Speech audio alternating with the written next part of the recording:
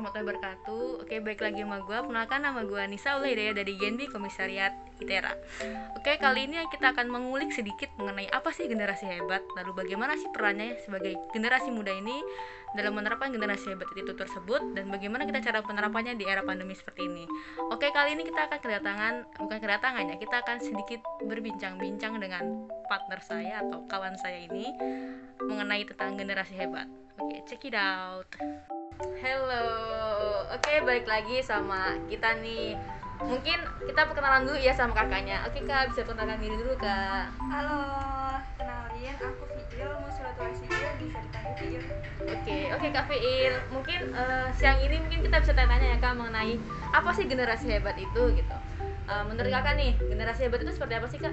Oke, kalau menurut aku generasi hebat itu dimana generasi ini bisa melihat, bisa mengenali potensi yang kita miliki gitu. Terus selain itu bisa mengoptimalkannya dan bisa bermanfaat bagi orang lain.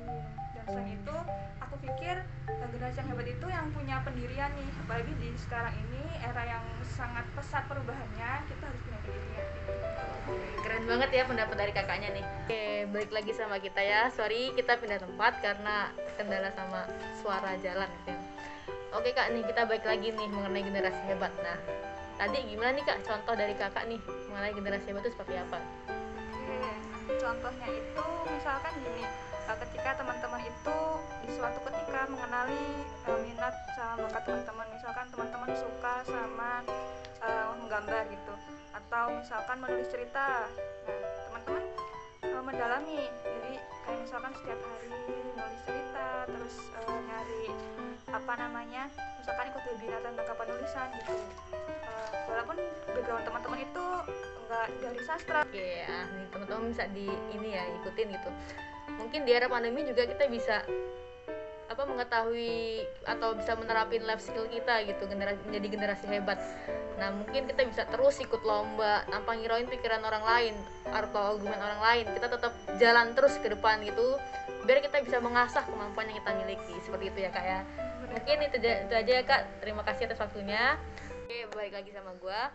Tadi kita udah denger nih bagaimana pendapatnya Kak Fiil mengenai generasi hebat itu sendiri. Nah, sekarang giliran dari gue nih, apa sih generasi hebat? Oke.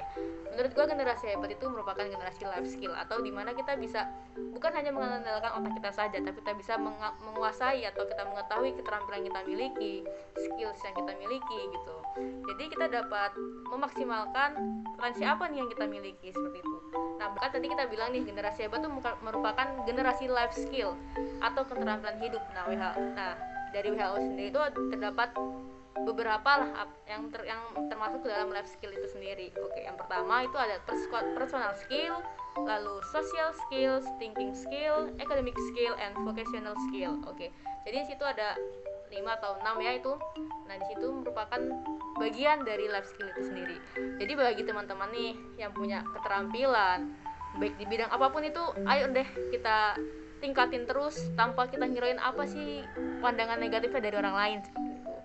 Nah, mungkin itu saja ya dari gua sendiri. Terima kasih atas waktunya.